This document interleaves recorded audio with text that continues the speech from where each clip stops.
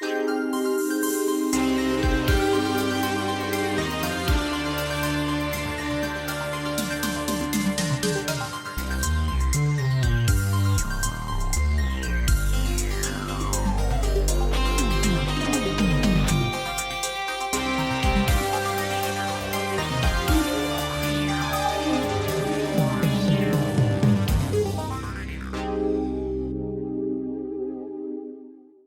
everyone, welcome to another episode of Eerie International. Today is episode 497 of this little show here.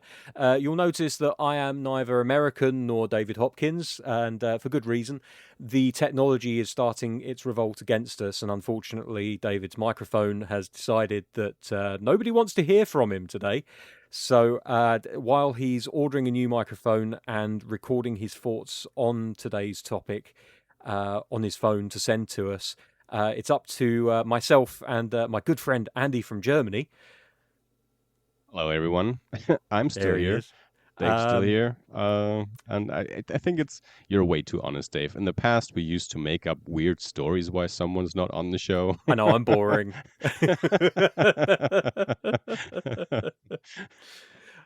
He's fighting the alien menace. The aliens used the 4th of July celebrations as cover for their invasion, and only David was smart enough to realize this, so he's fighting them on the front lines. Because he saw the signs in the cornfields of Indiana. That's right, yeah. See, yeah, I'd never make a GM. This. I would never make a Dungeons and Dragons GM. I just can't come up with an original thought.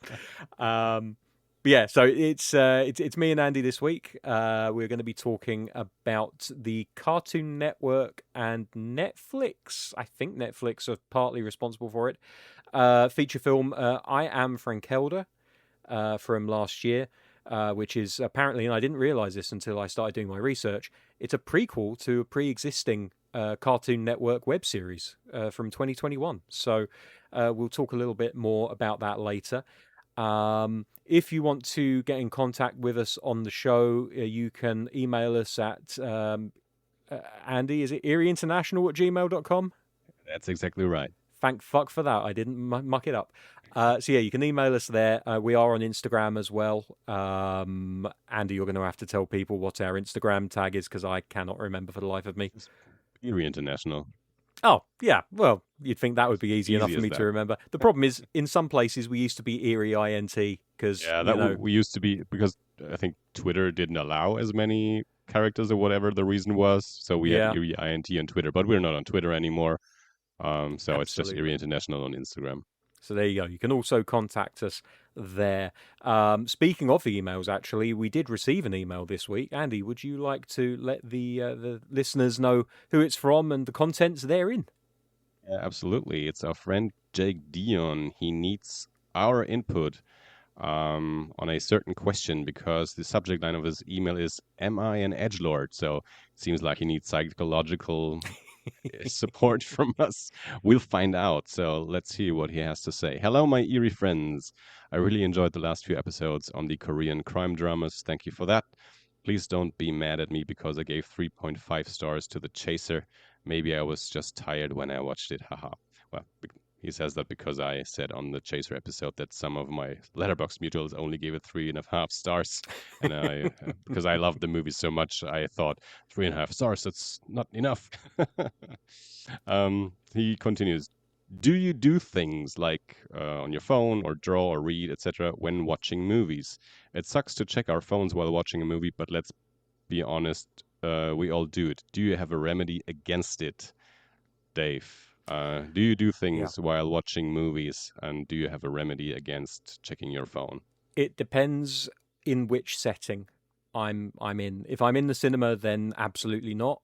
From the point that mobile phones were affordable enough that everyone could have one, I was very much aware of the fact of how annoying it was when someone in front of you took their phone out and looked at it. So that's never been a problem for me. However, when I'm at home, it is more of an issue, and I have been guilty on occasion of picking up my phone, checking a message, and then zoning out for like 5 minutes where I'll just scroll through stuff that I really don't need to, and then I'll come back to the movie, and I'll more than likely end up having to rewind and watch it from the point that I stop paying attention. What I do find helps me at least is phones always need charging, right? So I put my phone on charge across the room, and then I sit down and I watch the film. And I also put it on silent so I can't hear it make a bleep and think to myself, oh, that could be serious. I better go and get it. But in general, I think Do Not Disturb is a massive help. Like one of the reasons why I never feel like I even need to check my phone in the cinema, apart from the fact that I don't want to be an arsehole, is the fact that you're told at the beginning of the film, put your phone on silent. So I do that, and then I literally cannot hear it, cannot feel it. It's just sitting in my pocket. It might as well not exist. And I think maybe I should, and maybe I could suggest that if anyone's struggling, maybe try this as well.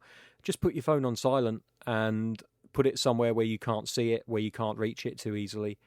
Um, yeah, I think that might be the way forward. But then sometimes you're watching something that's so bad that it doesn't deserve you to keep your attention on it, really. But then in a case like that, rather than checking your phone, I would suggest stop watching the thing you're watching and find something better, more rewarding, Yeah. and more worthy of your time. But Yeah. yeah, that's kind of my thoughts on it. Andy, have you got anything better?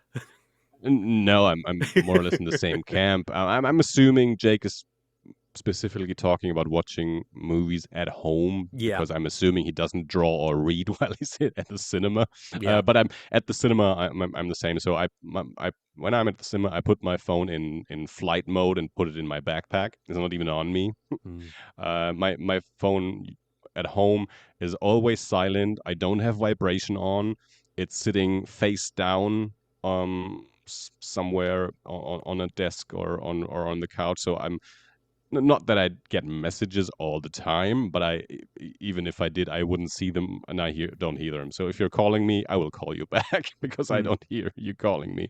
So I'm I'm pretty good at not looking at my phone. So I'm definitely not reading or drawing or something like that when I'm watching a movie. And to me, watching a movie is a very active task. So because I am watching a movie.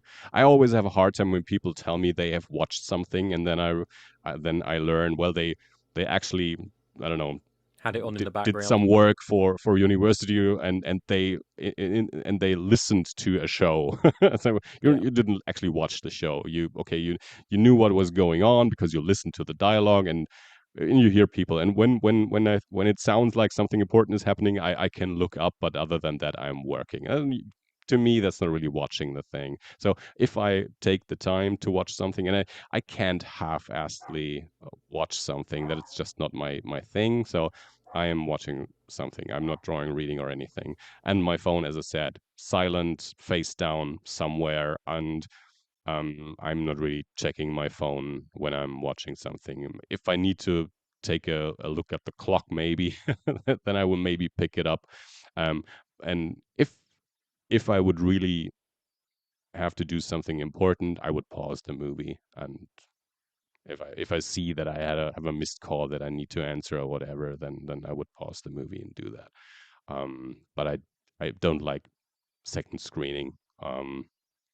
To be honest, it might sound yeah. arrogant, but No, again, no. if what I want to say is, if if you give me your opinion in a movie, and then I learn that you didn't really watch the movie that with such a focus that you were on your phone, what I don't even know what to make of your opinion on that movie. When I realized you didn't really watch it in the way that I would think you need to watch it to form a proper opinion. So Yeah. I don't want I, to be too judgy because I mean many people do that. I know people who who said to me they don't even know how I do it, watch something without also doing something on my phone because they are so bored watching it. But that's not the type of movie watcher that we are. mm, Those are people that sometimes have a movie on while they do something else. That's not the same thing. no, absolutely not. I do find myself guilty of putting things on in the background when I'm doing other stuff, but it tends to be YouTube videos. and that's not to say that everything on YouTube is disposable, but I do find it less worrisome to myself if I just put on a random YouTube video and then I'm doing something else and I just kind of But that's listen to something it. different. I mean, that's It that's is that's like movies. putting on the radio while you're Yeah. doing the Oh, dishes or absolutely. Yeah. whatever, right? Yeah. That's just It's an you have audible medium anyway. something going on to have your ears occupied Mm, white while you're doing noise. something else that might be not necessarily boring, Mm, but just to have you entertained while you're yeah. doing something else. But that yeah, But yeah, that's having totally a fine. movie on in the background. I think the only time that I would consider using a movie as kind of like a background thing is like at a Halloween party where you want to maybe put a movie on the TV that people can kind of glance at, or just set a Or a mood or movie that you've something. already seen, Yeah, that you like a just like. comfort movie. Yeah, exactly. But a movie that I haven't seen yet and that I also want to tell you my opinion on, Oh, that's not a absolutely. movie that I just have on in the background. Yeah, sorry, I can't tell you what I think about the plot twist in the third act because I didn't know it was a twist because I wasn't paying enough attention. So, and yeah, similar to what you said, just put your phone away, put it in another room, Yeah. put it on silent, and put it out of your arm's reach. He continues. On another note, the fun of this podcast is your chemistry, but also knowing what you guys are into. So please go on, even if it's not horror related. He makes it sound like we had in any way insinuated that we're stopping the podcast because we're not watching horror anymore. No worries, Jake. So far, nothing has been discussed about ending this podcast. But good to and know that at yeah, least nothing one will. listener would continue if we morph this podcast into a non-horror podcast. Oh, don't give me ideas. I'm not going to do it. Don't worry. I threaten everyone with a bad time, but I'm not going to do it. We're going to carry on with horror for a very, very long time, I would imagine. Speaking for myself, I've got I think absolutely no intentions of not doing this show. So yeah, it's you're stuck with us. I think all of us have. When we mentioned that we all have interests in other genres as well, of course. Hmm. It's always when I tell people that I do this horror podcast, they always assume I'm only watching horror movies, or at least that horror is my favorite genre. And that's not necessarily the case. It's just a genre that you can talk about so much, that Hmm. there's so many movies, it has a very strong fan base. I mean, that's the old saying, there's no conventions for romantic comedies. Uh, there's not even conventions for action movies. Yeah, but That's a horror good is point. this very strong genre, fan base wise and content wise. So just fun talking about these movies. But I can guarantee you, we all would be interested in talking, or we do talk about other movies, just not on the microphone. Hmm. But if we decided to talk about other movies, we definitely would. I mean, we watch I would almost everything. yeah, I would definitely have interest in potentially at some point doing maybe a occasional spin-off as like a side project along with what we do here, where we could excuse me, I don't know what happened there. Something must have flown down my throat. Where we can talk about I don't know sci-fi movies or you know romantic comedies, whatever really kind of floats our boat. But no, I think I think there's an awful lot left untapped in horror that we haven't got to yet. So yeah, we're gonna carry on fighting the good fight where it comes to horror movies and literature and audio projects for a long old time yet. I think. And also, we from time to time try to bend the genre a bit, like we did with the South Korean serial killer thrillers, or talking about Mm. Godzilla movies, like monster movies. That I mean, the latest, what's it called? The American Godzilla Oh, the movies, legendary universe. legendary. That's it. Yeah, So they're not really horror movies, but still, we they have aspects. It's yeah, sure. I you know mean, they're we monsters, of course, but so what I want to say is we try to fit movies in that you wouldn't necessarily find in the horror section, hmm, but that we want to talk about and that we for us deem eerie worthy. yeah Yeah, We're yeah. not called Horror International. We're called Eerie International. Eerie, absolutely. You know, the great thing about horror is that I think more than any other genre, it lends itself to so many different pairings with other genres. You know, so you can have slasher horrors, you can have sci-fi horrors. You know, like horror will go from everything from Alien to Dracula and everything in between as well. Like you can have gothic horror or you can have high-tech cyberpunk horror. Um, I it mean, the movie really, that we're talking about today, how much horror is it really? So, yeah, exactly. Again, it's more on the eerie side than the horror yeah, side. yeah. But yeah, it's just it's one of those genres that you know you can make it suitable for kids. You can make it not suitable for kids. You really can do so much with horror that is difficult to foresee being able to do with most other genres. You know, you could probably argue that sci-fi is a fairly malleable genre as well, but most of those different versions of sci-fi are mashing it up with horror or something like that. So, but yeah, I think it's one of the reasons why everybody, even me, right? Like when we started this podcast many years ago, the reason that I was kind of brought on board was um, not for my witty personality, but instead it was for the fact that you know we wanted or rather, yourself and David wanted to perhaps have a point of view of someone that didn't consider themselves to be a horror fan or wasn't particularly into horror that much. And having done the show over the last 10 years or so, Yeah, 11 at this shocking, point. 11 years, um, it very quickly became apparent that actually I very much liked horror. It was just I didn't think that I fit into this kind of small box of what I considered horror to be. But again, just learning how malleable and versatile horror can be, I was like, oh, wait, you're telling me that Terminator is technically a horror film? And Alien and Aliens and Alien 3, they're all horror films, and Predator is technically a horror film, and we can do Godzilla movies, and we can do this, and we can do that. And it's like, yeah, because horror just really is kind of it's like water. You pour it into a vessel and it fills it. It doesn't have to be square, it can be any shape.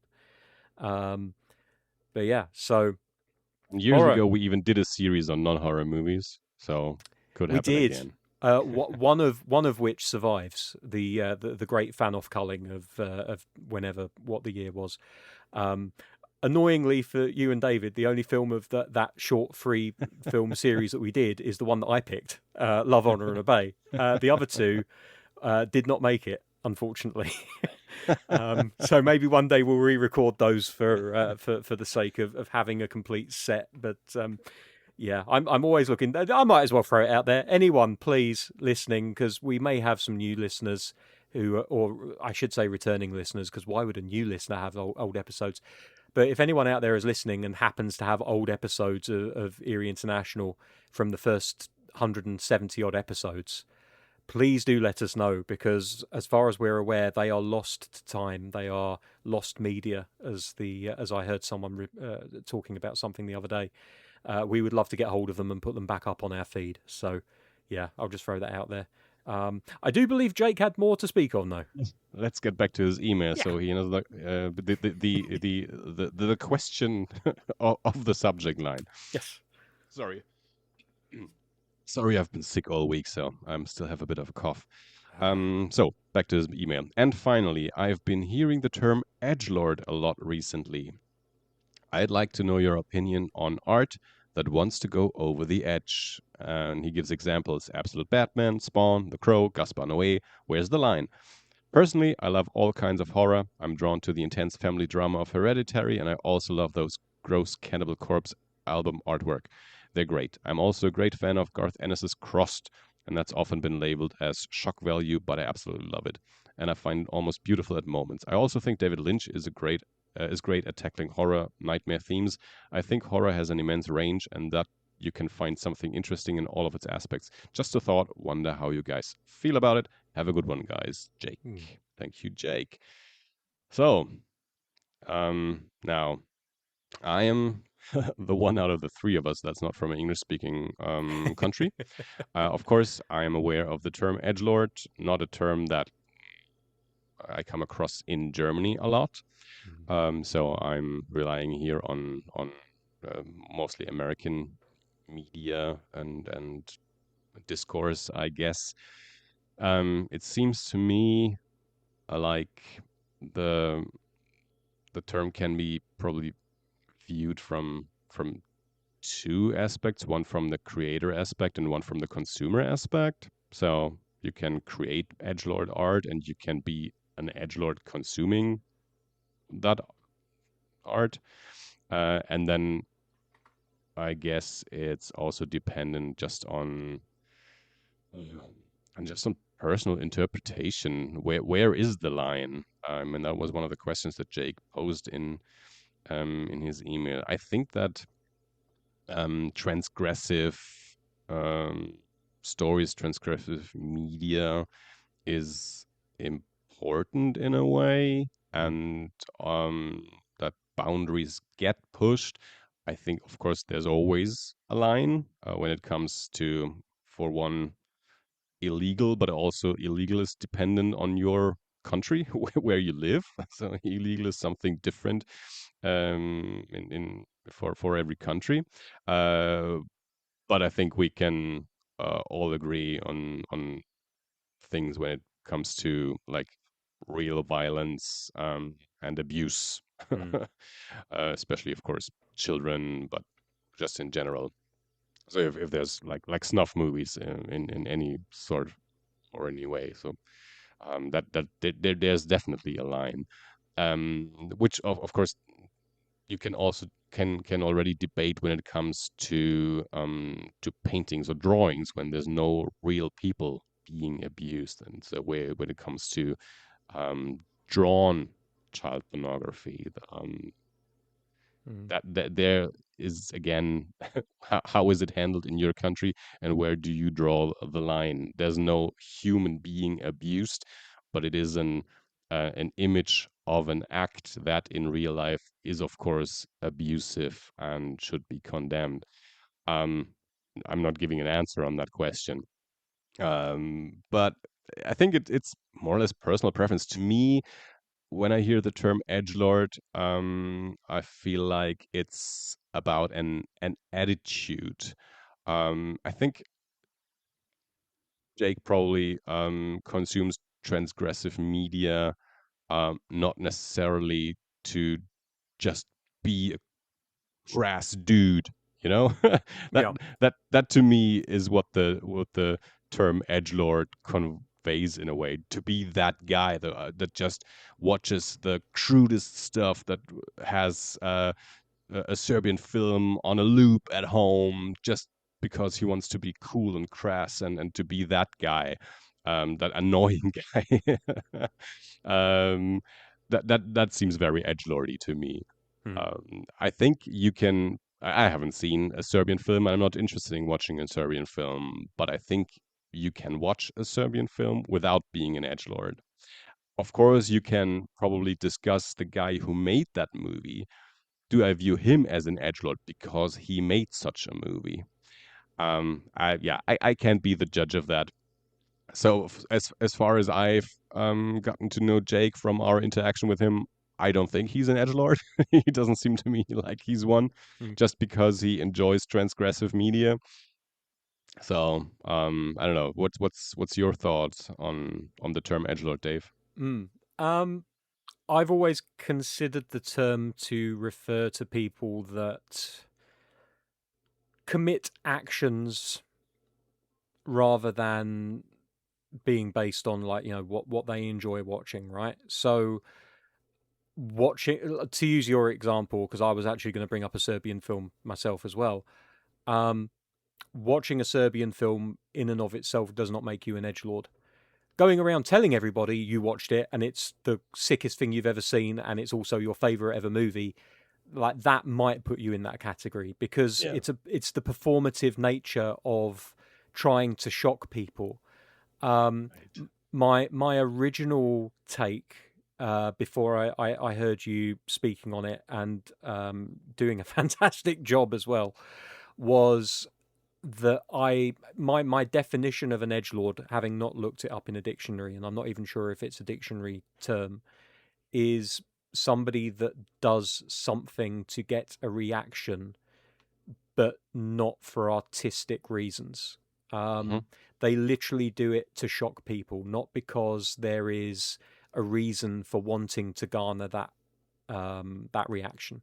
So I wouldn't consider a vast majority of David Cronenberg films as edgelordy, because most of the stories you hear about the reasons behind the movies that he made make a lot of sense. Crash, on the other hand, everything I've heard about that was literally just, I wanted to make a movie about people being turned on by car crashes and having limbs cut off and shit like that. That kind of seems edgelordy to me, but Isn't that based on again, a book? Um, it may isn't be. that a Is it J.G. based on a Ballard book? book?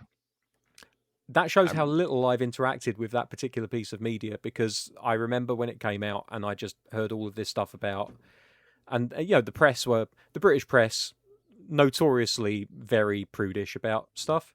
They yeah, were like, it's a J.G. Ballard novel. okay, I don't know the content of the novel or how much it maybe differ from the movie, and I haven't seen the movie. I mm. remember it coming out just as you did, but yeah. So just Yeah, to the media was all about, oh, it's sensationalizing this and that and the other, and they didn't really, you never heard anything about it, and I was too young to watch it at the time, and I never got around to watching it. But it's also so 30 years ago. I'm pretty sure the movie would 30 be viewed very years differently. ago, Yeah, holy 1996. shit! What the fuck, man? Man, I'm old. Um, but yeah, so something like a Serbian film, which similarly to you, have not seen, don't want to see.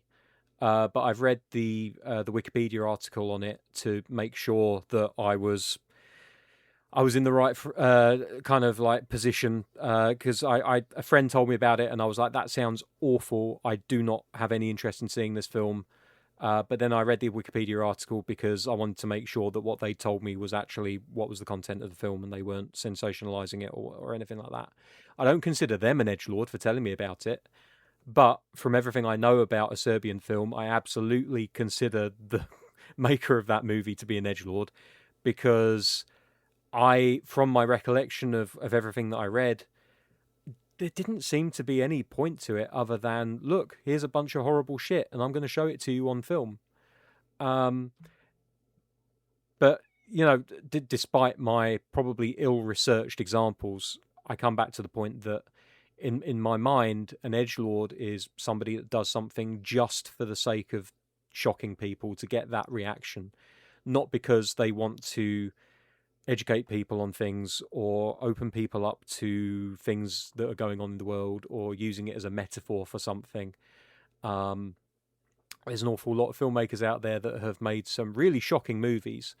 The example that I was going to draw was going to be between a Serbian film and my favourite Fassbender movie of all time, Eden Lake. Uh, because Eden Lake is a really shocking movie, which could have very easily been labelled as an edgelordy movie. But when you get to that ending and you get that really nihilistic, depressing ending of the parents basically siding with their kids against the victim, it spoke to me in a way which massively depressed me, but also made the entire movie make sense as to why they were showing us these things and why they were depicting them in such visceral detail. It was making a statement about society and about this nature, which I don't know if it spreads beyond the UK. I'm sure it does, but parents who will not at any point. Well, there are two things here. There's the parents who won't for a second believe that their little darling is responsible for anything that's happened, but also it was a commentary on the fact that these kids were brought up to be who they were by the parents, who are exactly the same people, exhibiting the exact same behaviors. And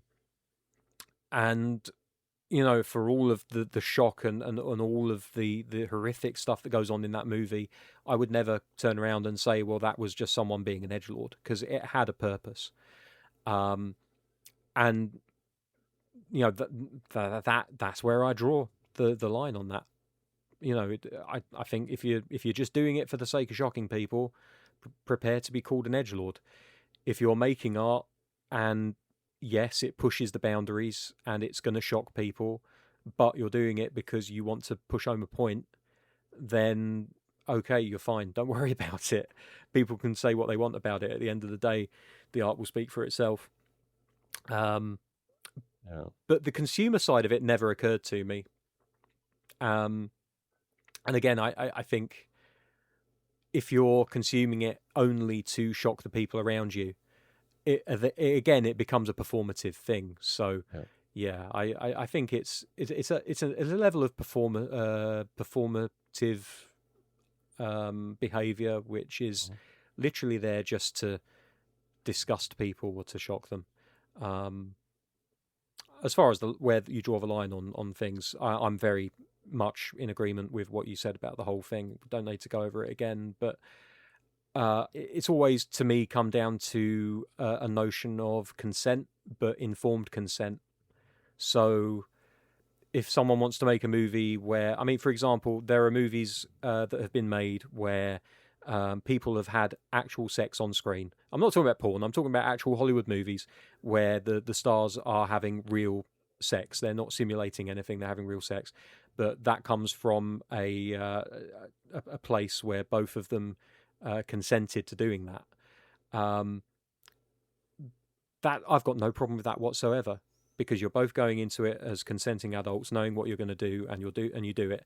And I can push that a step further toward violence on screen. And if someone is punched for real on screen, as long as there is consent there and they know exactly what's going to happen and there's every precaution taken, then I don't have to like it, but I have to respect the fact that that's what they wanted to do and they were okay with doing that. I'm a wrestling fan. I watch people get punched sometimes for real on purpose, and I haven't got a problem with it. So I can't then have separate standards for filmmaking. But it comes down to, did they consent to do it? Did they know what they were getting into? Um, but then you can't get away with saying, well, this person who was underage consented to doing this thing which they're not allowed to do, because the law is there for a reason. You can't go around breaking laws and using, well, they said it was okay to do it as an excuse. So you have to both have the consent of the people involved, and you can't be breaking any laws. And as long as you clear those pretty average bars, as far as I'm concerned, I don't think they're too high to reach. I don't think they're particularly low. I think they're fairly acceptable bars. Then go ahead and make the art that you want to make. I'm not going to hold you back. Just don't break any laws and don't do anything that people don't want to do. I'm a simple guy. What can I say? All right. I think that hopefully answers Jake's question. And Jake, if you want to add anything more about this discussion, just write another email. And if we if we don't forget, maybe we can David's take on the whole subject matter next week. But we might forget. So Yes. So who we knows? we do have. Unless Jake writes in another email this week and puts it on the agenda again for the next recording. There you So go. the ball is in your what's the saying? Uh the ball is in your court? The Is that ball is in the your court. Yes. Yeah. So Jake, the ball is in your court. Very fitting as I sit here with Wimbledon on in the background, having just spoken about having things on in the background. But tennis is fine, right? It's people hitting a ball up and down. And we will be hearing from David later on in the episode. We've received his voice note speaking about today's subject, so we will be getting to that as and when. Okay, that was Jake's email. And with that, I have one thing that I want to mention this week, a movie that we watched yesterday. We watched the movie Ghost Ship from 2002. Have you seen that Oh, movie, the Dave? Gabriel Byrne movie? The Gabriel Byrne movie. Yeah, That is man. exactly I think correct. I had that on DVD at one point. In fact, we might still have it. I may have rescued it from being thrown in the rubbish recently.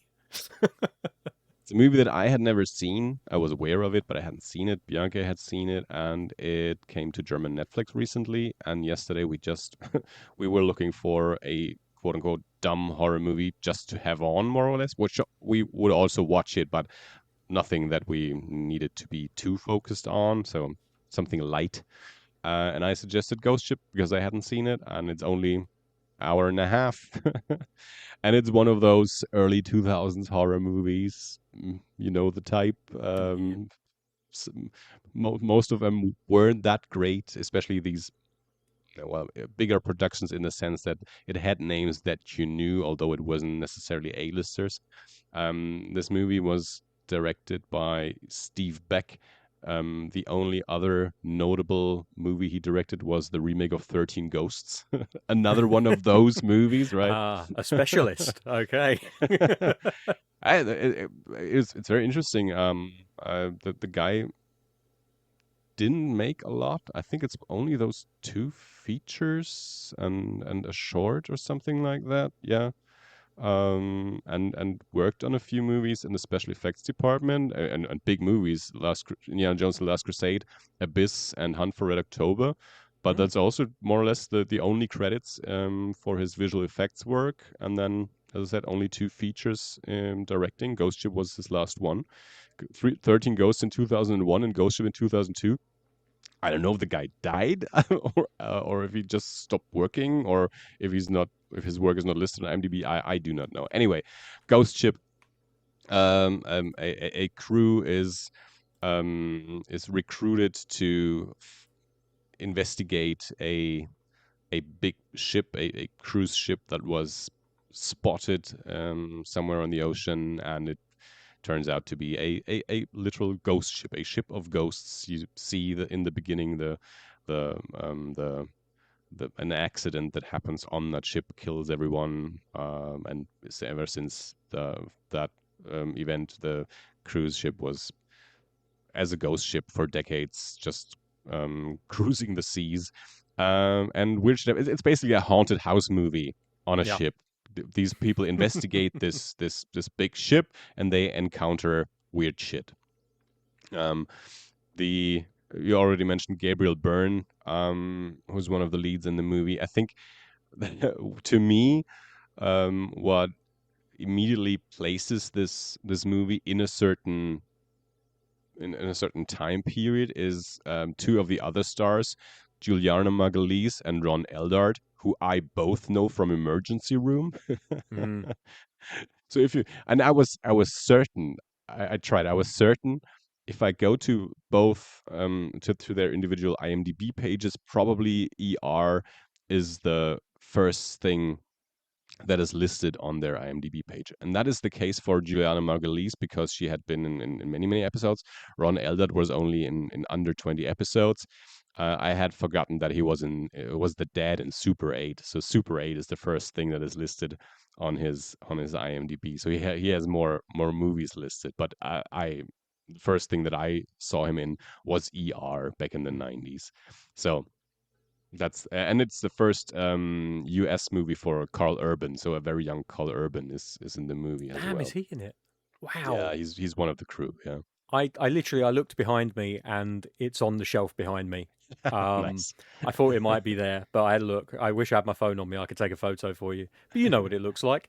Um, but yeah, I remember there being a very clever kind of plot point in the movie because people would be like, "Well, it's haunted. Why don't you just get off the ship?" And the way that they go about it, if I remember correctly, is the Gabriel Byrne is like the captain of the ship that discovers the ghost ship, and they essentially want to salvage it.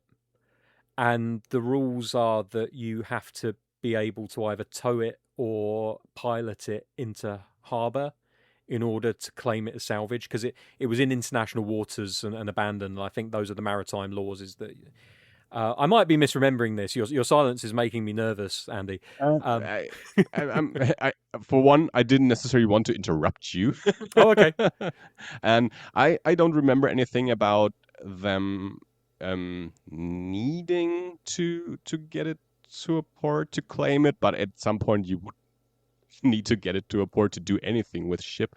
Mm. Also, the ship is damaged and is about to sink. Okay. So Am I they getting this need to mixed up with a they need different to film? fix the ship first before they can pull it. And also, they don't want to leave it there in case other people might find it. Okay, so I Um, am remembering it correctly. Basically, it was worth so much to them in salvage that they didn't want to abandon it. So that's why yeah, that exactly. that And was the then MacGuffin for also why they they put up find a with the bunch of hauntings. gold. Well, That's that will help. Yeah. that is the next thing they because they of course the first thing is they need to fix the ship and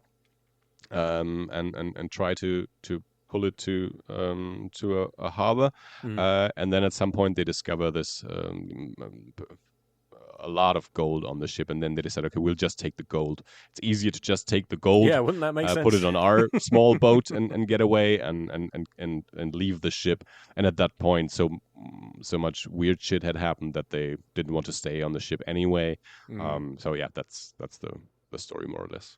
It was a fun MacGuffin. Rather than just being like, "Oh well, our small boat has now sunk, so we're going to have to stay on the boat." They went with something a little different, which was like, "Well, Yeah. we're going to use their greed against them." Um, but yeah, from memory, I thought it was an okay film. I was much younger when Yeah. I saw it last, so my standards have probably increased slightly over the years. But I have to go and rediscover it myself. Yeah. It has a great opening, Mm. and it has some fun scenes. It's not super suspenseful, but yeah, it is it. It's one of those movies from the early 2000s. Again, 91 minutes. You can throw it on. You know a few Perfect. faces. There's a few fun scenes, and it's an okay watch for a lazy afternoon or whatever. It's one of those movies that you don't necessarily, but you can check your phone in between. Ah, there we go. Perfect Halloween background movie. Yeah. Awesome. Okay. Is there? Did you have anything on the list? I don't think you No, did. no, Okay. no. As per usual, I spent my week getting sunburnt and firing arrows at an impossibly small target very far away. So, um, yeah, that's gonna be everything for us. Leading into the main topic of the episode. You can tell how often I am used to introducing things. This week we are talking about I Am Frankelda, which is a 2025 Mexican stop motion animated musical dark fantasy film written and directed by Arturo and Roy Ombrise. It's a prequel to the Cartoon Network Latin America television series Frankelda's Book of Spooks, becoming the first Mexican film made entirely in stop motion technique and features the voices of Mireia Mendoza in a dual role, Arturo Mercado Jr., and Luis Leonardo Suarez. The plot follows Francisca Imelda, a young aspiring writer in post colonial Mexico, and her struggles to fulfill her dreams after being approached by a prince who needs her help to save his kingdom. Andy, Yeah. did you have any clue what Frankelda was prior to watching this movie? I I think I had seen something about this at some point on YouTube, and I'm Okay. not entirely sure if that was about the movie or the show. Hmm. I couldn't find any traces so far about that, but when this movie was announced for Netflix, it seemed familiar to me. This Mexican stop motion thing. Hmm. So again, I think at some point, and not too long ago, within the last 2 to 3 years, I think I saw something. So it might have been about the production of the movie, might have been about the TV show. Yeah. But other than maybe a short clip or a trailer or something on YouTube, I didn't really know anything about the whole yeah, world, this Mm, this universe of Frankelda. mm, And so when the movie was announced for Netflix, I was not aware that it was a prequel to a TV thing because I wasn't too familiar with the whole thing, as I said. mm, So, just like you, only when I read the Wikipedia article became I aware. Okay, this is actually a prequel, and there was this I think 5 short episodes or so. This mm, series yeah. of or about Frankelda, which I guess more or less picks up exactly where the movie leaves the characters. I think these last iterations that we see of the characters, those are the iterations that are in the show. Oh, I also read the Wikipedia article for the show, so Yeah. to get some context. I'm assuming you weren't aware of the Frank Kelda franchise either. No, it was a new one to me. I have managed to track down because once I learned about the TV show, I wanted to know whether it looked any different to this this movie, this feature length version, and no, doesn't look any different at all. Actually, Yeah. I found a clip which is the introduction to the first episode of the TV show, and it looks exactly the same. It lets you know that they've been in that form for about 150 years. So the series kind of does and doesn't pick up directly after the movie, in as much as I think they've been asleep for 150 years, so nothing has actually happened to them, but time has passed on. But yeah, the actual animation techniques, the designs, everything, it's essentially exactly the same, and that actually isn't too much of a surprise when I looked into it and found out that originally this wasn't expected to be a feature movie. This was originally intended to be a one-off special episode, but the scale of it kept growing to the point that they decided to turn it into a feature instead. Which definitely explained the animation technique, the quality of the animation, which I'm sure we'll get into at some point during our discussion on it. Um, but yeah, this was apart from the few extra clips that I've looked up after watching the movie. I've seen nothing else of Frankelda or the Frankelda universe, so it's a new one on me. But what did you think overall? Yeah. Let me know. Sure.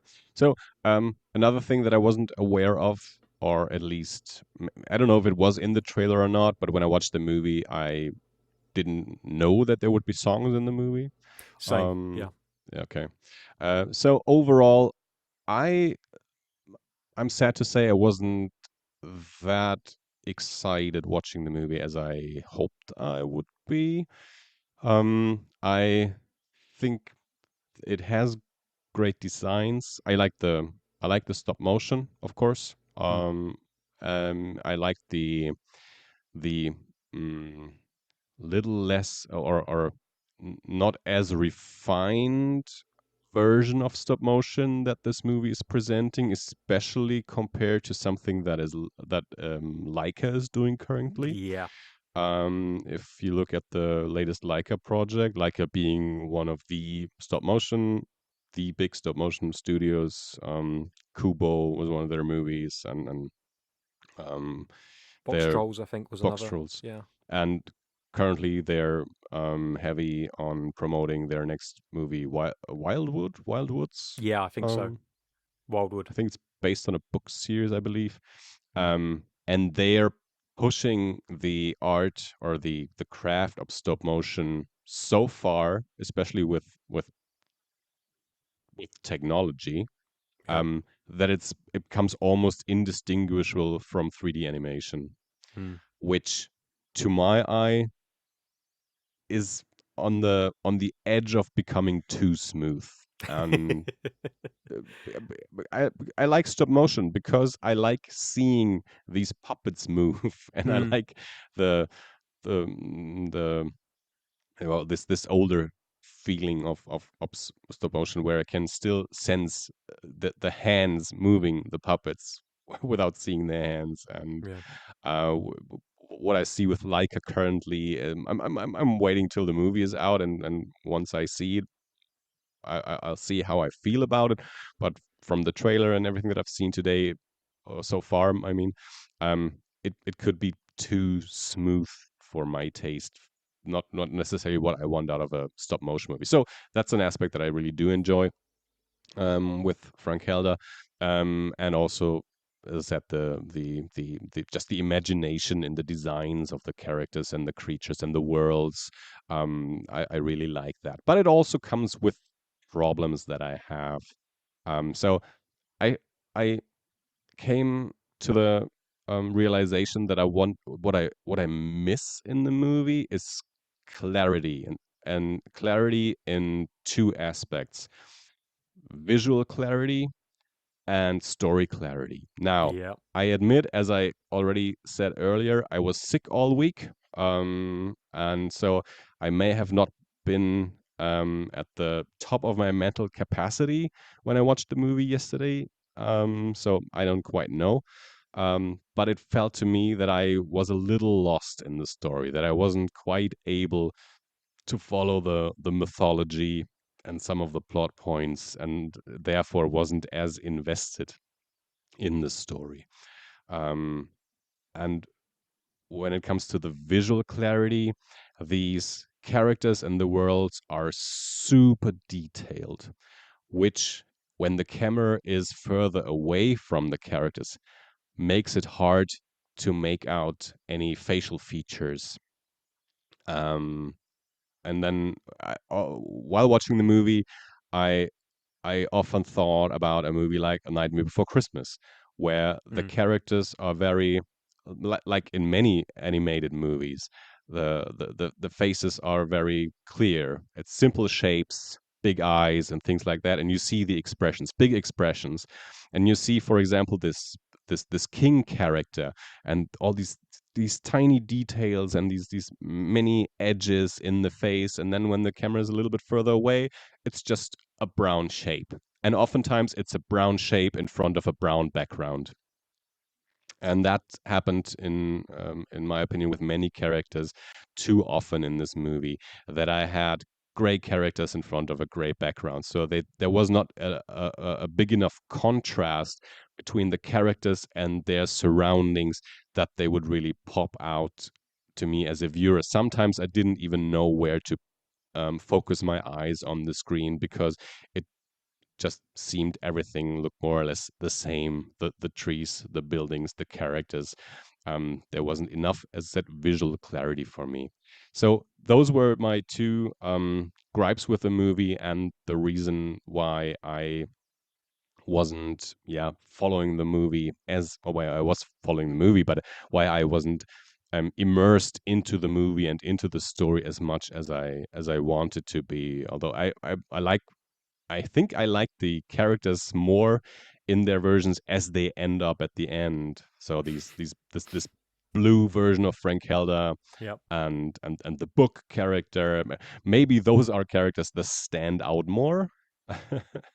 um, but up to that point, I felt, yeah, there's just too much going on in a single image, with too many details everywhere, not enough contrast.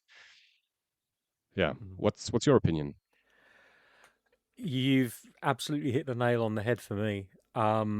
Story wise, especially, I felt that this film was really, really muddled. Like it felt like they had a good concept of where they were starting and where they were finishing, and they got really lost along the way, and they muddled a lot of things up to the point that I didn't understand why certain things happened the way they happened, why characters did what they did, if how they even knew that they could do certain things. Um, the to steal your usage of the word, the clarity of the story, especially in that last kind of 20-minute segment was really, really obscured to the point that I kind of gave up following what was happening and just watched what was happening without understanding it. Um, I really like the art style and the character design of the movie. I agree with you where it comes to how a lot of the time the backgrounds didn't help the characters to stand out. And I think that as much as I love the character design, I think a lot of them don't really stand out enough in the same way that you referenced the Nightmare Before Christmas earlier. Um, and I would also say like the Corpse Bride as a secondary example. You look at the designs of those characters; they've all got big eyes, exaggerated sized heads. They are very tall. They really stand out on screen. Even when the camera is pulled back, you can see the really important details in the eyes and things like that. And some of the designs in Frankelda, like the King and Queen, for example, you have to be tight on them in like a oneer kind of in order to get that information across. But that's half the battle. The other half of the battle is being able to animate the faces sufficiently that you can get that emotion across. And I think they're fighting a battle on two fronts where it comes to this. First of all, it would have been animated in Spanish, and the lip syncing for the characters would have been done in Spanish, and the emotional state of the character would reflect how they were delivering their lines in Spanish. Sorry, which language did you watch it in? So I watched it in English.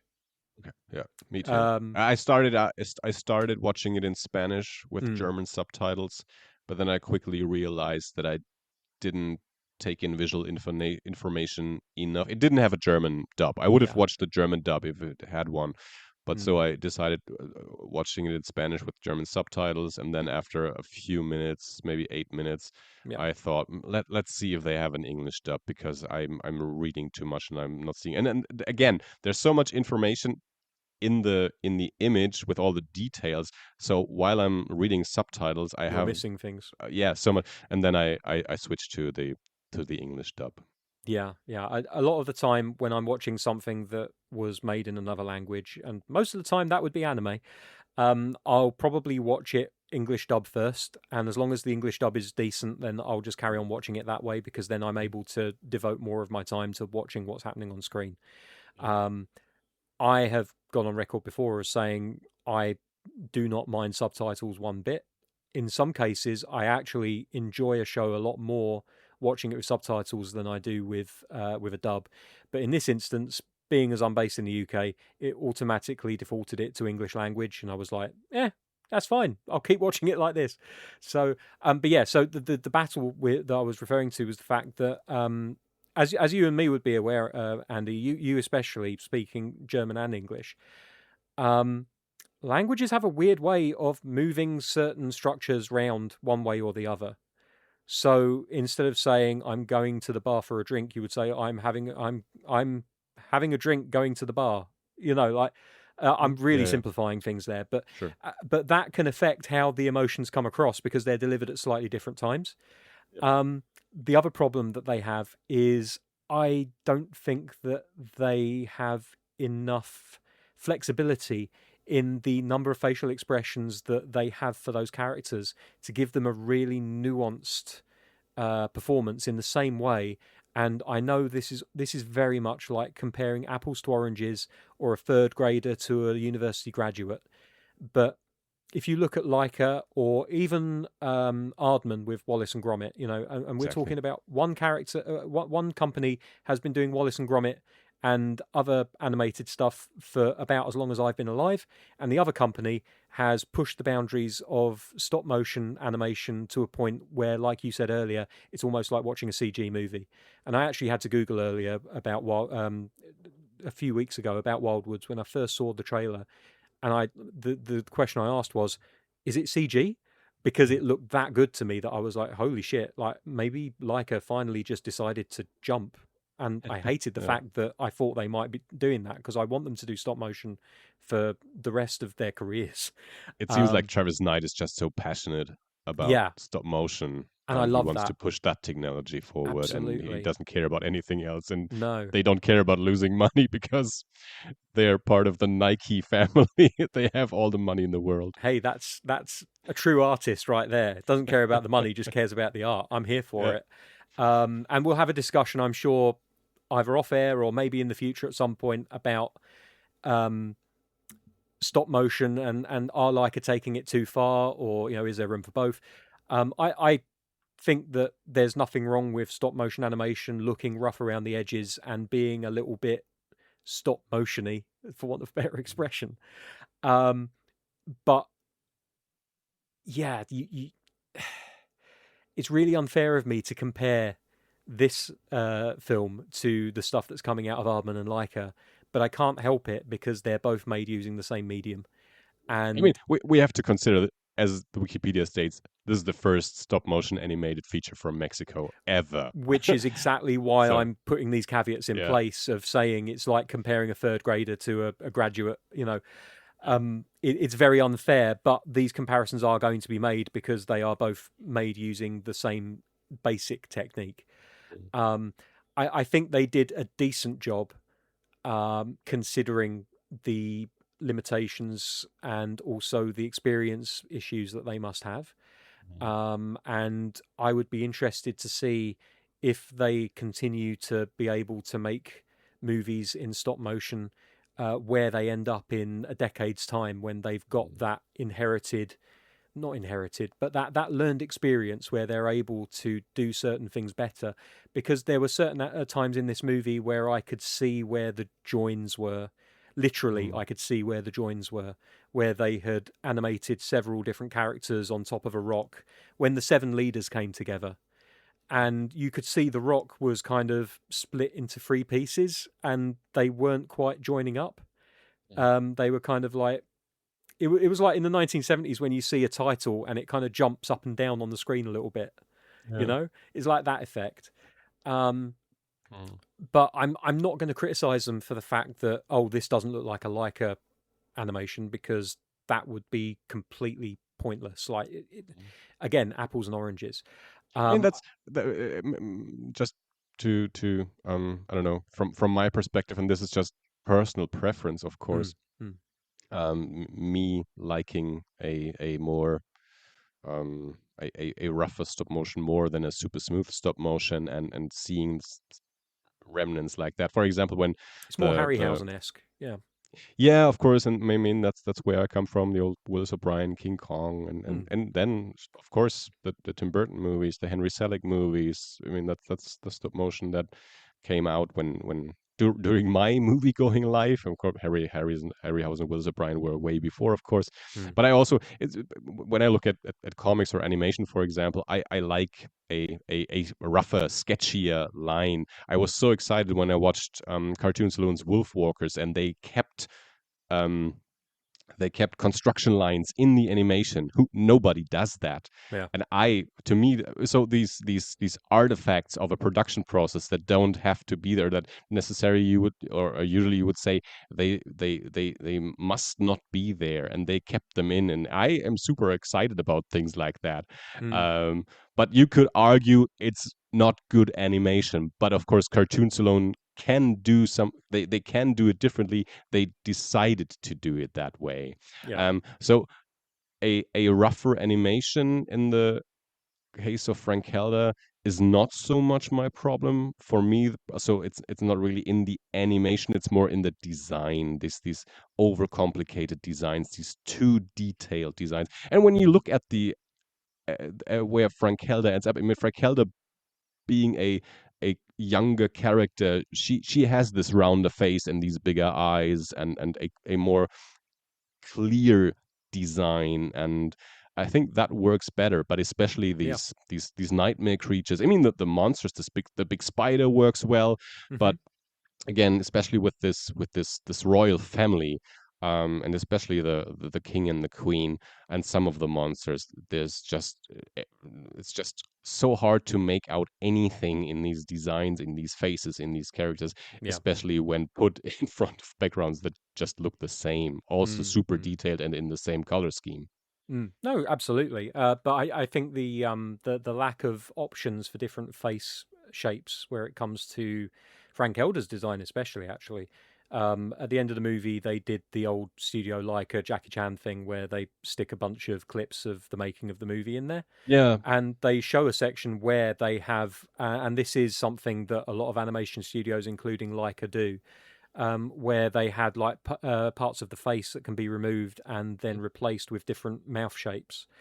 Um, and I just I catch myself thinking, I wish you just had like two or three extra mouth shapes and like Mhm. eyebrow positions just to get that extra level of Mhm. um, emotional conveyance over.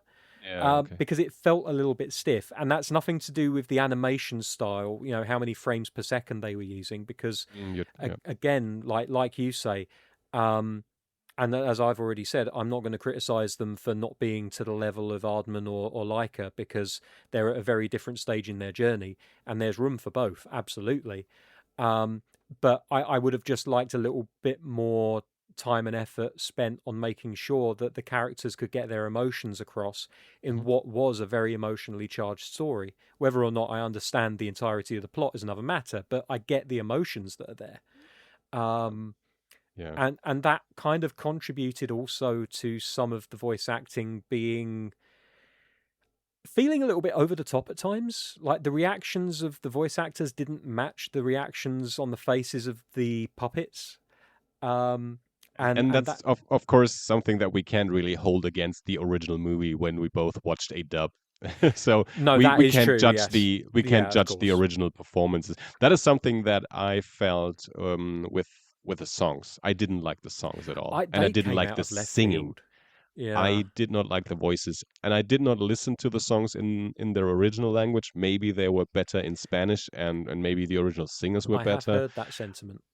But the especially that first song, I was really put off by that one, and I Yeah, so that whenever a song came up, none of the none of the songs really yeah, I don't know, caught my interest, and I didn't like them. yeah. I didn't sign up for a musical.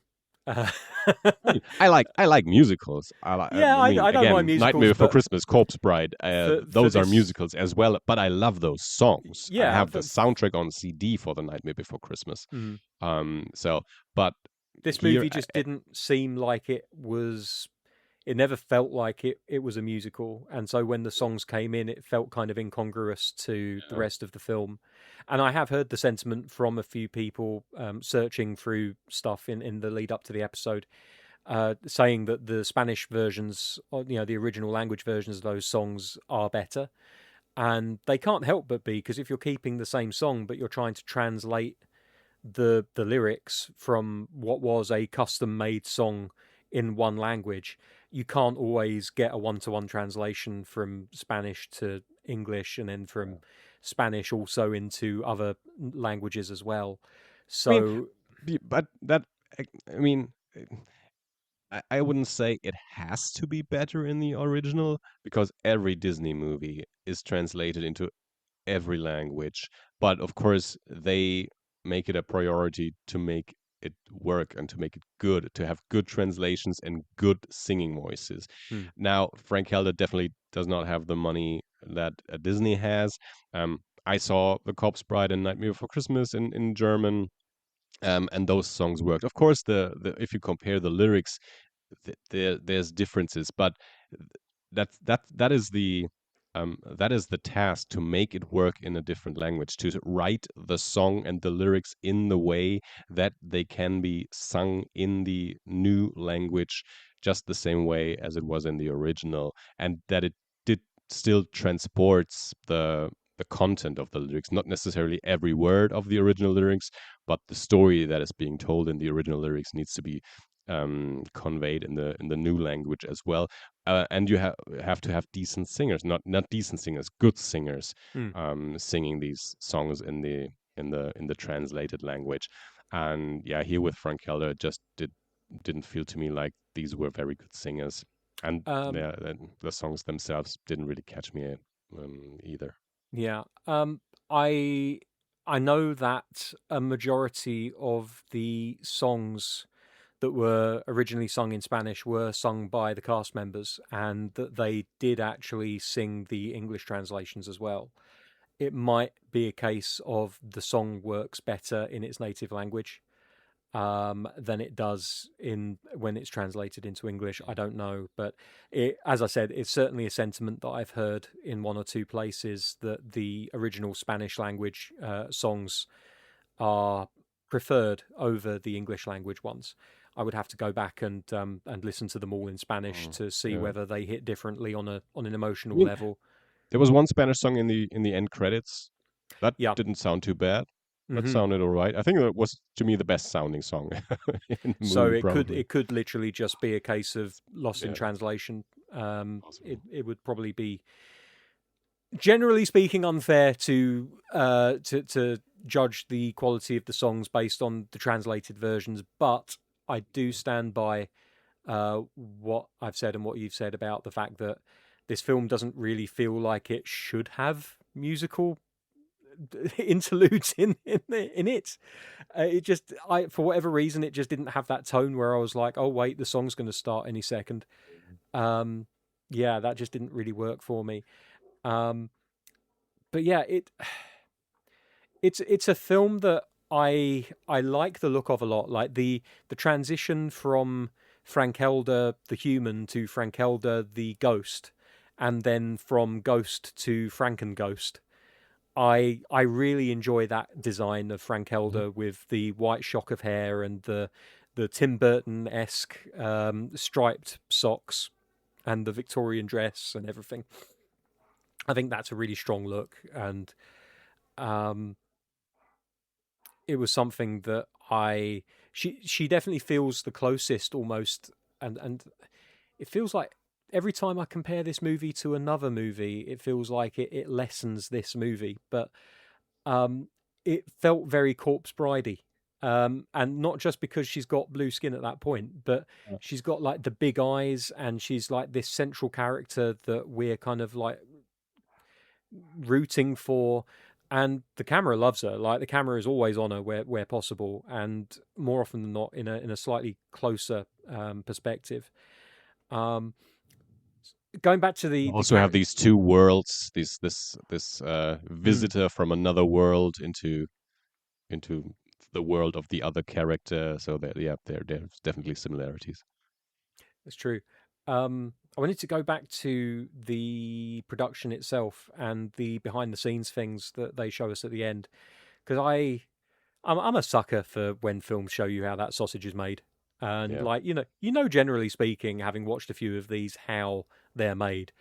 But I always lose track of the scale that these films can Mhm. actually be made in. And I guess I'm guilty, and I don't know if you're the same, Andy, and maybe the listeners out there can say if they are. But I always am guilty of thinking that these films are all made on the same scale all the time. That the dolls are like 6 inches high, um, and then you You see a always clip think you of, could put this thing on your table and move your hands. yeah, and then Whatever you see in the movie, you always think it's a puppet, like how you would imagine a puppet that one person could operate. absolutely, and Yeah. then you see the two-headed bird character Hmm. being animated, and it's the size of a small car. Yeah. And I was just like, holy shit, like this thing is ginormous. And it speaks to something I will not take away from them, and I could never take away from them. The amount of work and effort and love that clearly went into the production of this movie, despite its shortcomings where it comes to the plot and whether or not I like um, the number of facial shapes that they had on hand for the characters and all of this stuff.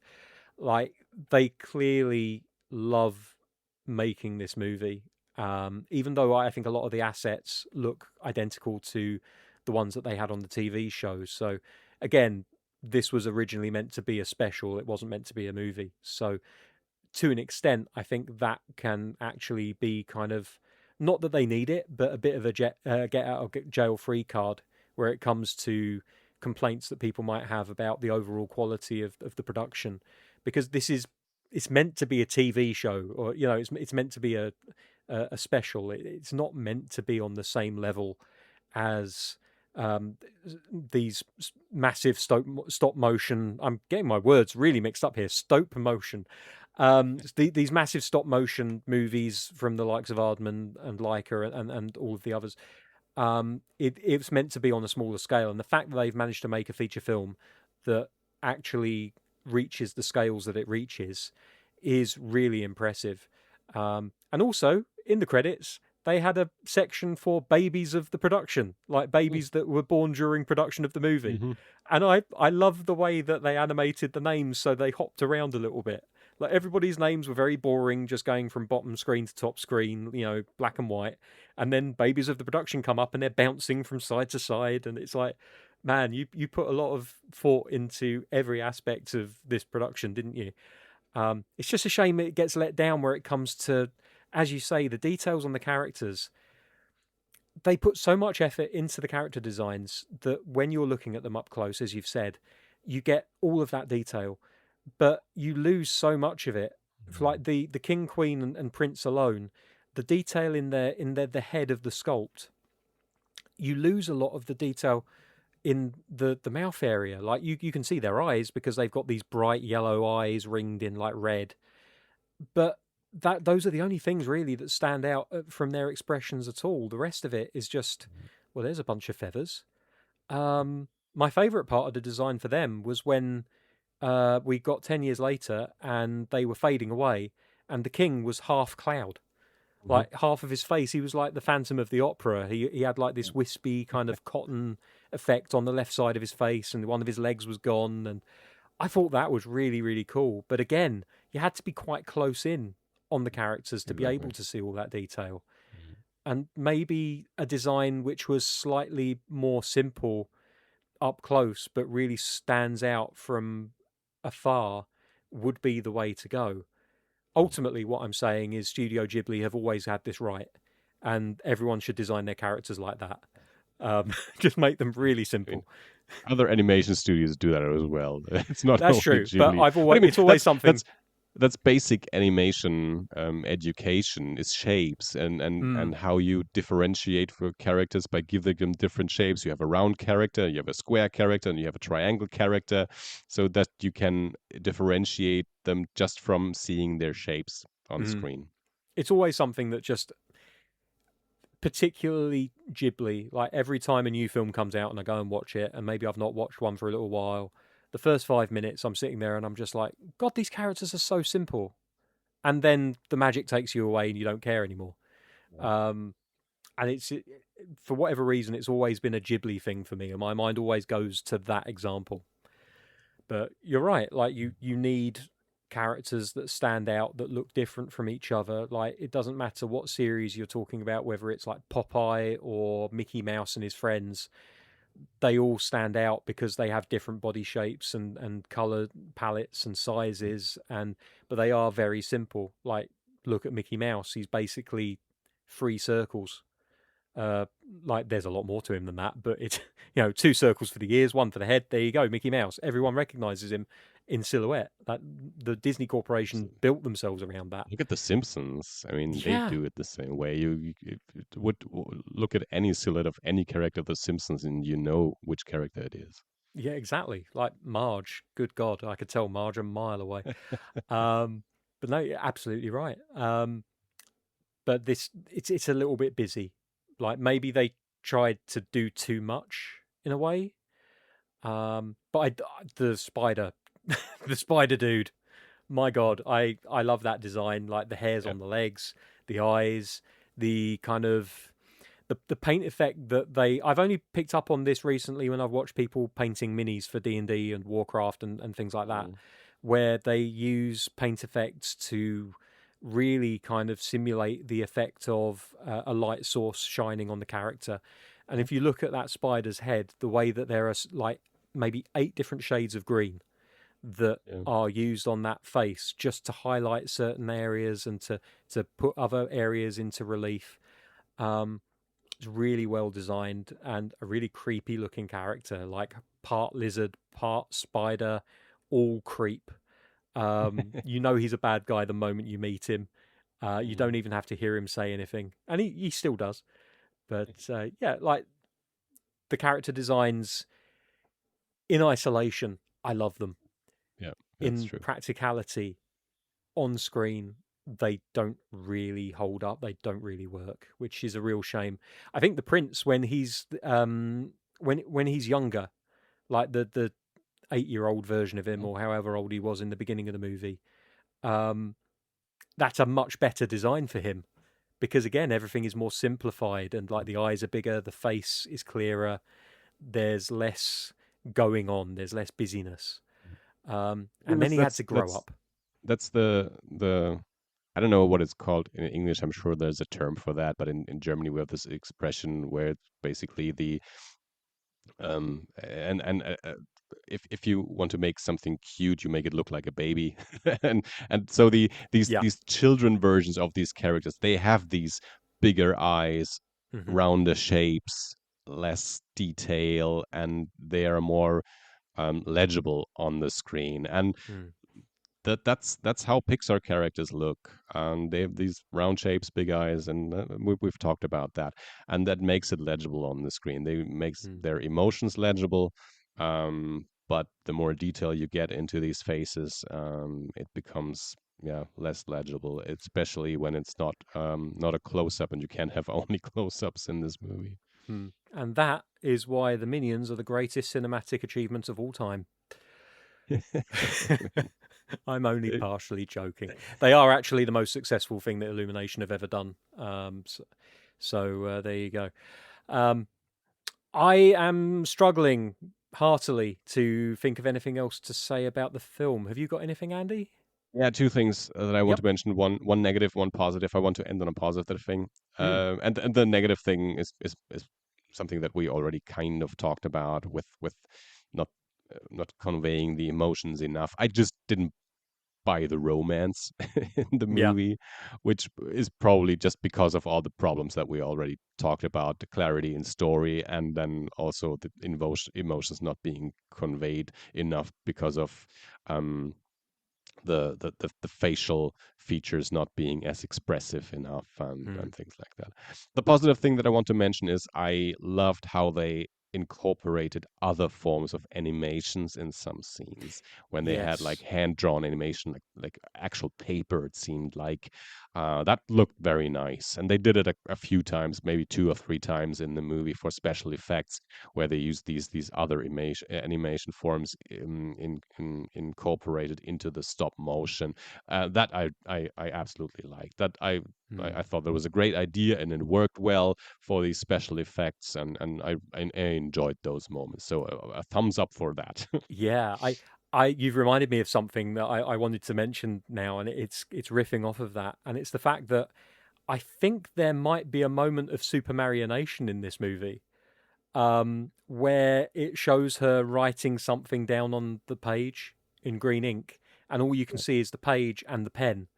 Yeah. I'm pretty certain that they just shot somebody writing something on a piece of paper Oh yeah, and put it in the absolutely. movie. And I was like, well, you've been paying attention to your Thunderbirds, haven't you? Good on you. Well done. But yeah, no, the 2D animation, like the almost like traditional cell shaded kind of animation techniques, the the two glass things dancing around each other representing the prince and Frankelda, probably using magnets, but I'm not 100% sure. Just very, very clever. I'm a bit of a sucker for when a film uses lots of different mediums in its production. So I'm glad that you mentioned that because I'd completely forgotten and it definitely Mhm. needed mentioning. Right. So seems like we don't recommend it highly. Yeah, it's a Maybe shame. if you're able to understand Spanish, maybe you will get a different experience. Yeah, Well, probably not a visually different experience, but maybe the emotions are conveyed better in the Spanish performance. I don't know. maybe. Um, Who knows? uh, I think it's one of those where if you're listening to this and you're hyped for I Am Frankelda because you saw the TV show, then this is going to be more of the same for you, and you're probably going to enjoy it a lot.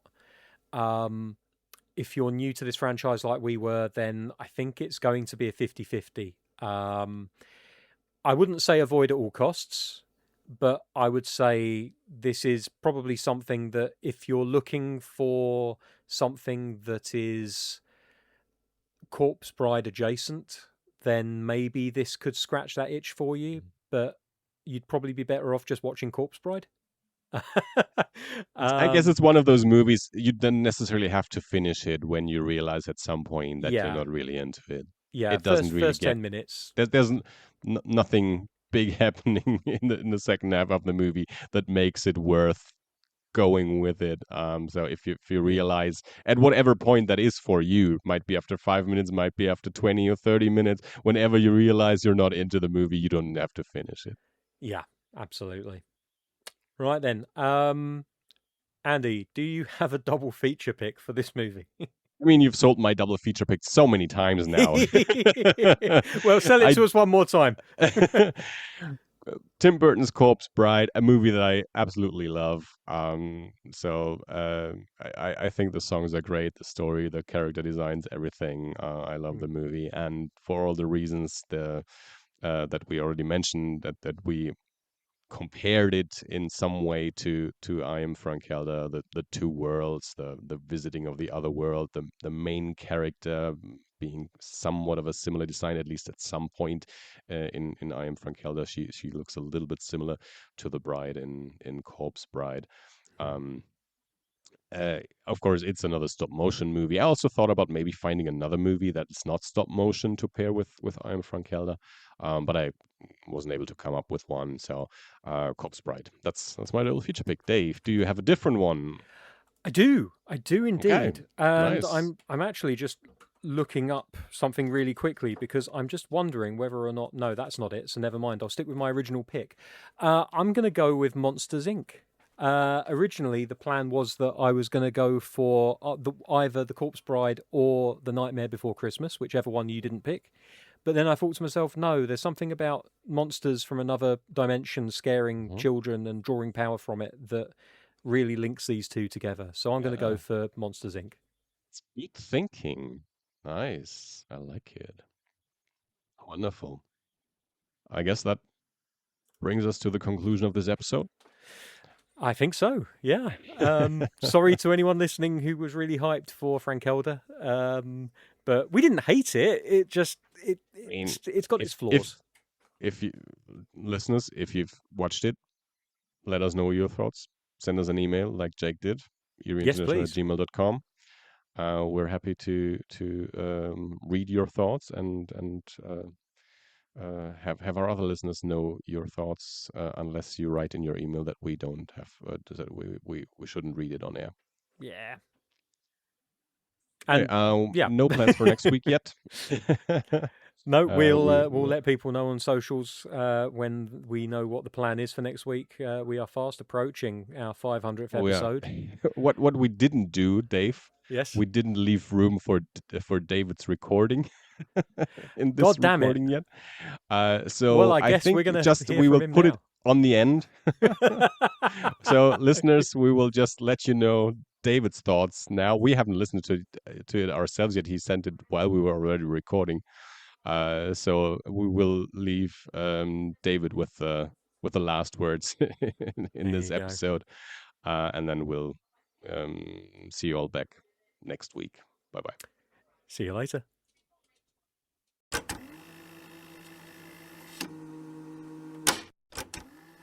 Hello, you've reached the voicemail of Eerie International.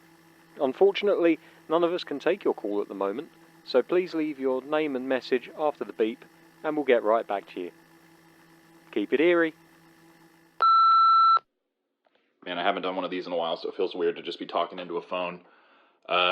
What's up, guys? Had some technical issues this week, as I'm sure you guys have already talked about on the podcast. Who knew that my $15 microphone that I bought off of Amazon at least 2 or 3 years ago, if not longer, would not last forever. And today was the day that it decided to die. So yeah, getting a new microphone later today. But I did want to send in my thoughts on the film.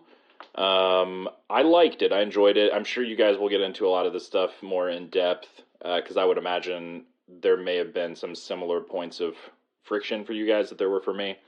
I so right out the gate, like I think, and I would imagine this will be a big focus of the conversation, or at least one that's mentioned. Like it's stunning, like visually stunning. Like the stop motion is amazing. There's like a weird. I mean, I'm definitely not a stop motion expert or even enthusiast. I definitely like it. I'm a fan of it, but I don't know all the details. But I can see the difference, or I can see I don't even want to say gap because it does feel aesthetically different on an intentional level. But with something like Leica, if that's even how you pronounce their name, like the trailers for the new movie that's coming out, the Wildwoods one or whatever it's called, it looks insane. The CG, the smoothness, the fluidity, all that shit looks crazy. And there's a different vibe that's going on here. To me, it felt more like it was a little bit more DIY. I mean, not DIY, but I know that based off of the brief stuff that I read, it's considered Mexico's first like feature length, independent, animated, maybe specifically stop motion animated film.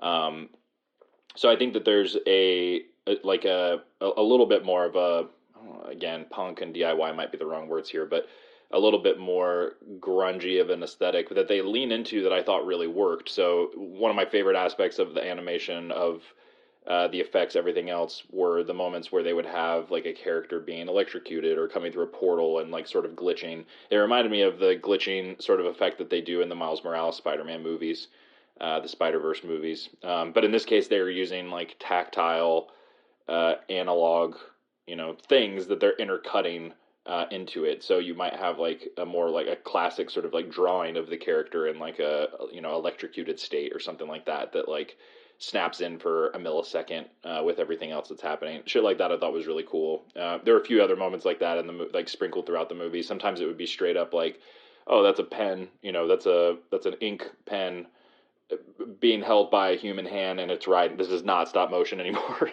which didn't bother me. I thought that stuff was cool. And they did some different animation styles throughout it, and would weave in and out of that in a way that I thought was very awesome. I was never bored. Mostly, I was pretty engaged with it. I mean, it is a very sort of overstimulating movie, visually speaking. So I think this could be something for a lot of people that's a deal breaker, where they're just like, there's too much going on. I can't focus. There's not, there's not a direction that's like paring everything down. You have these moments and scenes and sets where shit's just elaborate. Like it feels like you're playing in the best, coolest kind of like old school 80s, 90s toy commercials where there's these elaborate play sets, shit that you're not going to have at home, but they're leaning in to try to sell the toys. That's what this felt like. It was just like all these amazing, elaborate big sets that feel so tactile and, inhabited by like all of these creatures in a very cool way, even though it feels artificial, not in a bad sense, but like it feels very created. It feels very bespoke, but it works. So yeah, I loved the animation. I loved the style. I loved the art direction. I really liked the characters. I liked the writing. I liked the vibe. I like having a female protagonist that wants to be a writer, specifically a horror fantasy writer, and like that's kind of the thrust of the idea, as opposed to her like having to save the world. I mean, there's some of that shit in this, obviously, too, but her personal motivations, obviously it's not necessarily connected to a guy either. Like there might be romance, but that felt very distinct and unique and fresh and cool. Not the first time ever someone's done that, but it's less common, I guess. So yeah, dug all of that stuff. We watched it primarily in English, but then, and this brings me to the first of my criticisms of the movie. Once we got to the songs, we were like, oh, these clearly were not this is clearly just translated kind of verbatim, not in the sense of like, let's make a song that works.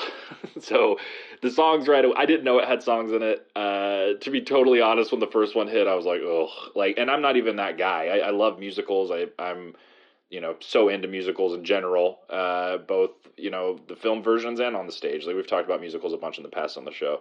So it's not that.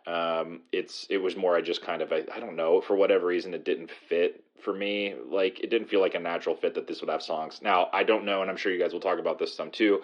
I don't know how much of the original series that this is sort of a prequel to, that if it had songs, like maybe that's an expected thing for the fandom.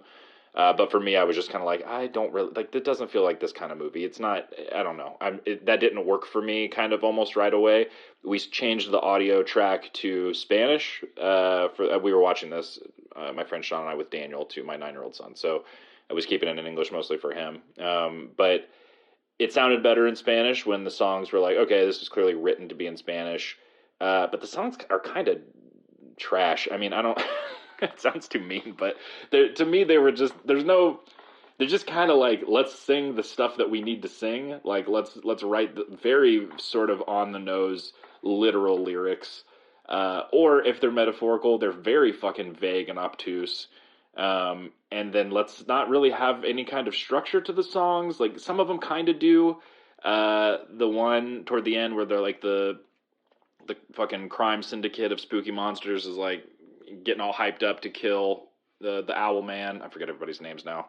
That one had a little bit of a Nightmare Before Christmas kind of Oogie Boogie Man sort of vibe, or at least that's what it made me think of. There's a lot of stuff in this movie that made me think of Nightmare Before Christmas, but I think that's probably inevitable with stop motion, or at least modern stop motion. So yeah, anyway, was not a fan of the songs. I didn't really think they ever really worked that well, and I thought they dragged the movie down. Every single time one of them started, I was like, oh, fucking again. Even in Spanish, it wasn't for me. I don't know. Maybe you guys will totally disagree on this point. Maybe you guys loved the music, but or the songs in particular. But for me, they were kind of a dud. And then the only other thing I really had that I was going to throw out there negative-wise was it's too long. I mean, it's definitely like, I'm okay with it being a longer movie and them not, spoon feeding you everything and dumbing it down and, making a movie that you can be on your phone for, like all the bullshit we've seen with streamers and Netflix in particular lately. I'm definitely down for something that is going to make me stay engaged. And there's a lot of lore in this movie. There's a lot of world building and plot and things happening and rules and different people on either side of whatever dimension they're in and what their roles are. And I'm totally okay with all that. But I did think there was something I think I saw on the Wikipedia article for it, talking about how, like, originally it was like a 3-hour cut and Del Toro helped them pare it down, and it definitely felt to me like something where it's like, all right, a lot more I think could have been pared out. Like, I think this could be honestly a sub 90-minute movie and be fine. Like, so it's not way over long. It's not like it's 2.5 hours or something, but there were definitely moments kind of sprinkled throughout it. Like the beginning, the opening stuff feels like we're in that for a really long time before it cuts to, her as an adult. The stuff toward the middle and the end going into the third act really dragged. Like, that was definitely a part where I was like, oh, there's still a whole fucking ending to this movie. And like, it feels like we should be wrapping up now, kind of shit. Not, didn't ruin the movie by any means and didn't make me dislike it or anything. But it became something by the end of it that I was more into the aesthetic and the novelty and just the spectacle and everything than I was anything else by the end. Like, I did pull up a clip on YouTube afterwards of the TV series that they did to kind of see what that vibe was. By the time the end of the movie came together, I'd pieced together like, oh, okay, this owl dude is a book and this other thing. And like, there are different forms of these characters or whatever. So that was cool seeing that. Really liked, again, the designs. I liked how she would get pissed and get real scary ghost voice and all that kind of stuff. So yeah, it's definitely one of those things that I was a fan of, liked pretty much everything about it. There were definitely nitpicks that I had, not even nitpicks. I think some, at least for me, like legitimately some things that did, hurt the score overall of the movie for me. But nothing that, was a deal breaker or anything that made me pissed or anything like that. I think it's good. I think especially if you are into stop motion animation, if you're into Nightmare Before Christmas type stuff, spooky monsters, cool character designs. I mean, I mentioned the designs briefly early on, but like, that's a huge thing when the Council of Evil Monsters first shows up. It's just basically like this, I mean, to me at least, this awesome sort of Ninja Turtles, Masters of the Universe, Thundercats, whatever property you want to pick from back then, of like, here's all the action figures in this lineup of bad dudes. So here's, each character and what their abilities are, and that all of that from beginning to end in the movie felt very fun to me. And yeah, definitely had a good time. Just maybe cut the songs, and honestly, if you cut all the songs out, I don't know how much you would lose, and you would also probably fix the runtime thing for me too. So maybe that is the answer at the end of the day. Fucking gut all the singing. It doesn't need it. It's not good, and it makes the movie too long. And that might be enough. But yeah, I recommend our listeners check it out for sure. And I think you'll know if you watch a trailer if it'll be your speed or not right away. I mean, they're not trying to hide what they're doing and what the vibe is. So anyway, excited to hear the episode and curious to see what you guys thought as well. Sorry about my technical difficulties this week. Peace.